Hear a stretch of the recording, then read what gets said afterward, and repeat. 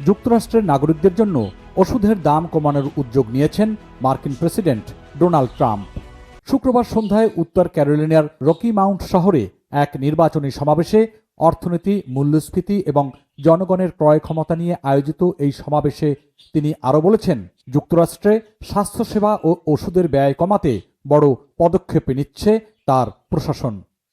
এর আগে মার্কিন প্রেসিডেন্ট ডোনাল্ড ট্রাম্প ঘোষণা দিয়েছেন যে যুক্তরাষ্ট্রের 9টি শীর্ষ ওষুধ প্রস্তুতকারী প্রতিষ্ঠান Amgen, Bristol Myers, Genentech, Gilead Sciences, GSK, Merck, Novartis এবং সোনাফি এই কোম্পানিগুলো প্রেসক্রিপশনে লেখা ওষুধের দাম কমাতে রাজি হয়েছে।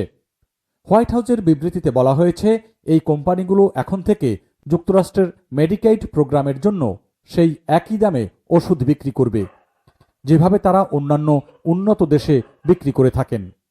এর ফলে যুক্তরাষ্ট্রে ওষুধের খরচ উল্লেখযোগ্যভাবে কমে আসবে বলে মনে করছেন সংশ্লিষ্টরা। এছাড়া নতুনভাবে বাজারে আসা ওষুধগুলোর ক্ষেত্রেও মোস্ট ফেভারড নেশন প্রাইসিং নীতি কার্যকর হবে, অর্থাৎ নতুন ওষুধের দামও অন্য উন্নত দেশের সমান হবে। তা মেডিকেইড ও মেডিকেয়ার কিংবা সাধারণ ক্রেতা সবার ক্ষেত্রেই প্রযোজ্য। ট্রাম্প প্রশাসনের কর্মকর্তারা জানিয়েছেন, এই সিদ্ধান্তের ফলে শুধু সরকারি চিকিৎসা বীমা কর্মসূচিই নয়, বেসরকারি খাত ও নগদ পরিশোধকারী রোগীরাও কম দামে ওষুধ কিনতে পারবেন। বর্তমানে যুক্তরাষ্ট্রের প্রেসক্রিপশনে ওষুধের দাম বিশ্বের সর্বোচ্চগুলোর একটি, যা দীর্ঘদিন ধরে রাজনীতিক ও সাধারণ মানুষের মধ্যে উদ্বেগের কারণ হয়েছিল। সিবিএস নিউজের প্রতিবেদনে বলা হয়, প্রেসিডেন্ট ডোনাল্ড ট্রাম্পের এই ঘোষণা তার 2024 সালের নির্বাচনী প্রতিশ্রুতিরই অংশ, যেখানে তিনি ওষুধের দাম কমানোর অঙ্গীকার করেছিলেন। তবে এখন পর্যন্ত সেই লক্ষ্য পূরণে ধীরগতির কারণে এটি তার প্রশাসনের জন্য বড় একটি রাজনৈতিক চাপ হয়ে দাঁড়িয়েছে।